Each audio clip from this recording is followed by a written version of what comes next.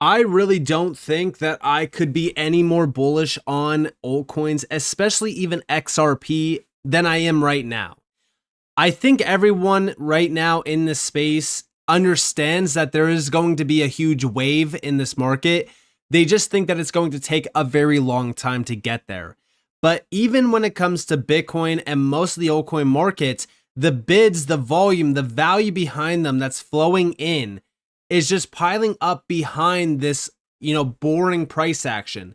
When this market finally breaks out, it is going to shock everyone. And the main thing about XRP right now that's so special is all of the good news piling up while XRP just trades at about roughly $2 and like 15 or so cents. But with that, let's actually dive on in. Let's talk about a few things. Let's start with RLUSD. Now, the thing about RLUSD is that currently it's pretty much dead stopped on XRP. We're actually sitting at only about $37.4 million on XRP. So it's not extremely significant at all. In fact, Ethereum is starting to steal the show when it comes to RLUSD. But the recent announcement of the EVM sidechain, I do think will change this. I think that we're going to really kind of start to see more RLUSD on the XRP Ledger. But one thing that I will say about the XRP Ledger is that we still have a lot more stablecoins that are going to be launching on it this year. We already have Circle, right? USDC on the XRP Ledger. There's, I think, like 3 or 4 additional stablecoins that will be added. Don't worry, I will talk about them in this video as well. But the stablecoin market cap on the XRPL, as well as even RWA value, is starting to increase significantly. When it comes to RLUSD, also monthly transfer volume is up over 107%, almost sitting at $3 billion. And the market cap around RLUSD is actually up about almost 55%. We just got a big update from Jack McDonald regarding the June monthly independent attestation for RLUSD and how it's live. RLUSD market cap reached a new milestone, 440 million plus and growing. Ripple USD is now recognized crypto token under the DFSA in Dubai. Launched new partner Alchemy Pay to continue extending the utility of RLUSD as well. So yeah, we've been starting to see RLUSD wake up in a big way. And by the way, this market cap is actually incorrect. We've talked about it, right? CoinMarketCap actually has the up-to-date one, 455 million, which we love to see. So overall, RLUSD has been growing steadily, which is great, especially at a time where we are so close to stablecoin legislation getting done. And I do think that that will also wake up RLUSD in a big way. And it's also very beneficial for the XRP Ledger, considering the fact that it will have about roughly 7 stablecoins on it by the end of this year. Now, let's actually start off with a few things. Number one, let's start off with this post from June 24th. We've talked about it, right? But we need to go back to it because it's going to support my argument for the rest of this video. So CME Group did announce on June 24th that since launching on May 19th, their XRP and micro XRP futures have shown demand across institutional and retail participants, highlighting interest in regulated tools to access one of the most watched crypto assets. We have 24.6 thousand plus contracts traded, $500 and almost $43 million in notional volume, and 45% volume from outside the US. It's very interesting to see this. We do know on the 30th, I believe that the spot XRP side of the market actually just opened up in a big way. I might be incorrect on this, but I believe it was on the 30th. I'm not too sure if they have that announcement on here or not. But we already know that the XRP ETF side of the market is waking up in a big way, and it is really kind of, I would say, accelerated by things like this. It's fueled by how successful XRP has been so far this year. I've talked about it on multiple occasions that XRP has been really brewing for a much larger move, but it's already been outperforming things like Bitcoin, even Ethereum, BNB, Solana. I mean, XRP so far in the last year has been a very incredible altcoin to be holding. It's still up about 360% in the last year.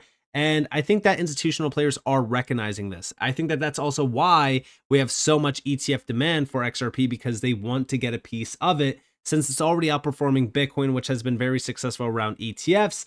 Ethereum, not so much, but I think that that's just because the demand around Ethereum has been so low. You got to remember that Ethereum has yet to even make a new all-time high this cycle, and it's also still, I would say it's an underperformer so far this cycle as well, outside of like the top 100. So yeah, That's definitely a big problem. But outside of that, the main thing that I'm actually looking at right now is how the market is unfolding. I put a post out on X saying that it's crazy that there is crypto holders here from years ago that still don't understand how or why altcoins move. We still have yet to see Bitcoin at dominance officially top out and show major signs of weakness. Even most of the altcoin moves from November to January were drops of water in the bucket. The total 3 against Bitcoin never officially broke out during that time. In fact, it was trading at resistance. This is also why I say if the move on XRP from 40 cents to about $3.40 got you excited, this next move will completely shock you because again, this next move on XRP will be substantially larger than what we just witnessed, which was a 400+% move. I think that the total move on XRP from the bear market lows to its high was over like 800%. That's significant, definitely for an altcoin that has a market cap of, 130 billion, fully diluted value, 220 billion. This next move could definitely take XRP to $10 and beyond. But it's also at a time where we're starting to see institutional adoption and demand picking up in a big way. Now I lead you guys into this post, which was the final SEC deadline this week on Grayscale Digital Large Cap ETF holds Bitcoin, Ethereum, XRP, Solana, and ADA. You guys probably remember this post, right? Now, this is from Nate Garashi. He said, think high likelihood this gets approved, would then be followed later by approval for individual spot ETFs on XRP, Solana, ADA, etc.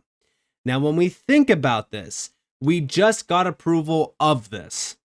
There's the approval order for Grayscale's GDLC to convert into an ETF. This is their digital large cap fund that holds Bitcoin, Ethereum, Solana, XRP, and Cardano. Final deadline was tomorrow. This got approved already. Approval was our expectation. The fund is over 90% Bitcoin and Ethereum. The next big date is Bitwise's BitW deadline of July 31st, but the SEC could obviously go early. And yeah, they probably do because the SEC is starting to really, put the pedal to the floor and really get all of this crypto stuff fully passed through because again, the US right now is openly embracing crypto in a huge way. But on top of this, we go over here. So the SEC approves Grayscale Digital Large Cap ETF today. XRP, Solana, and ADA will now be available in 33 Act ETF wrapper. SEC also provided additional clarity on disclosures and registrations of crypto ETFs. See where this is all heading. Individual spot XRP, Solana, ADA, etc. ETFs up next. Here's the SEC statement, disclosures and registrations. Here we have it. And by the way, how nice is it to have a constructive regulator who is both working to protect investors and attempting to allow innovation to flourish? Such a breath of fresh air. Same regulator that fought Grayscale tooth and nail on spot Bitcoin ETF just approved their multi-crypto asset ETF less than 2 years after losing lawsuit. What a shift. And yeah, everything has shifted. And I do think that the next thing up next will be individual spot ETFs for these altcoins. And XRP, like I said, is so bullish right now. And if we get all of those ETFs approved, it's like 18 individual ETFs for just XRP alone. That will be massive. We also have over here biggest news from today, in my opinion. XRP will now be accessible to everyday investors via Grayscale Digital Large Cap ETF. After nearly 5 years of SEC versus Ripple litigation, and now anyone will be able to easily access XRP in SEC regulated investment vehicle. Full circle moment. And yeah, it's very exciting. I love to see this.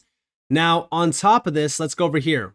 We have a big update from James. This happened on the 30th of June. Remember that they just re-released their recent odds of spot crypto ETF approvals. XRP has a 95% chance. I think with this recent approval of Grayscale's GDLC, we could just say that XRP probably has about a 100% chance of getting approved this year for an ETF. And when we think about that, it's not just going to be one ETF. I think we see the flood. I think we see the ETF flood happen in a big way. Now, what's even crazier about this is what we got from the SEC, which was new. The SEC is reportedly considering a simplified listing process for crypto ETFs that would automate much of the approval process. Under the proposed structure, issuers could potentially skip the lengthy 19B4 application process and list within 75 days. This is crazy. ETFs around crypto are about to just go live in a very quick manner. I don't think people are aware of how bullish this is for altcoins and for the altcoin side of the market. This could lead us into alt season. ETFs could be the biggest shift around the alt season narrative. But also remember what Brad Garlinghouse did say about the XRP ETF. Here we actually have from John Squire. He reposted this. This is from Bloomberg. I think this is Bloomberg Crypto actually. Now they already put a spotlight on XRP ETF approval odds at 95%. Brad Garlinghouse said institutional recognition of XRP has already begun. With the SEC case nearly behind them, XRP might be next to hit Wall Street. Check this out. Of having that spot ETF tied to XRP anytime soon, and what do you think it'll mean for the price of XRP? Look, I think we clearly are seeing ETFs have been popular. The United States SEC was dragged kicking and screaming to approve the Bitcoin ETF in January. I think you've seen about $17 billion flow into that ETF. I think it's the fastest growing ETF in history. It's very clearly demonstrating there's demand from institutions, there's demand from retail to access this asset class. So the XRP interest has grown. You've seen 2 or 3 ETF filings happen around XRP. And to me, it's just inevitable. You're going to see not just Bitcoin and ETH, you're going to see an XRP ETF. You're starting to see there's a filing around a basket ETF that has, I think, 5 or 6 cryptos in it, which I think also makes a lot of sense. But it also is just part of the trend of more and more institutionalized participation in the crypto industry. So I think we're going to continue to see that. And I do think it creates upward pressure on the prices for many different cryptos, including XRP. The flows into the Bitcoin ETFs have been pretty remarkable. Not so remarkable have been flows into the ETH ETFs. What indication do you have, Brad, that there actually is demand for an XRP ETF? Well, I would disagree that there's not, that the ETH ETF, I think, has done exceptionally well. It hasn't done as well as Bitcoin, but if you look at the kind of market dominance of Bitcoin compared to ETH, the ratio is about the same in terms of the ETF participation. Obviously, the ETH ETF is newer. So I actually think the ETH ETF has done very well.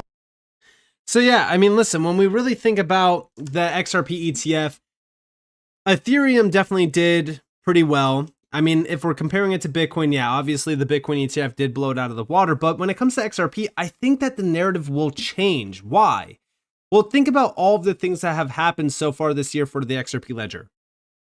I mean, just over the last couple of weeks, we saw a huge unlock for institutional and DeFi on the XRP Ledger, which was the permission DEX. This just got announced recently from Ripple. This is going to be huge for institutional adoption for, use cases around FX and stablecoin flows. On top of that, the EVM sidechain just went live. We also got Zao DAO, which is going to accelerate XRP Ledger adoption. USDC just launched on the XRP Ledger, combined with, of course, an additional 5 additional stablecoins. I think it's actually 6 or so with BBRL as well. And then also Ondo. Ondo is tokenizing on the XRP Ledger. Even if we go back to the XRP Ledger over here, there's a few announcements here that have yet to actually go live on the XRP Ledger, but real estate's on the XRP Ledger now tokenized. We have T-bills on here. We have the US Treasuries through Guggenheim, which is huge. I mean, all of the adoption happening around the XRP Ledger, all of the moves happening around the XRP Ledger, I think is putting a big spotlight on XRP, which will also determine how successful the ETF actually is. The demand, the hype, the overall focus from even the retail side and institutional side, I think XRP is on center stage right now, and I do think that it's going to surprise a lot of people on how successful the ETF around XRP actually will be. So with that being said, I hope that you guys enjoyed this video. If you guys definitely leave a like, subscribe, set notifications on because more free content. You guys are more than welcome to follow me on Twitter and join the free Discord in the description below. And with that being said, guys, it's been Nick. Thanks for watching. Peace out.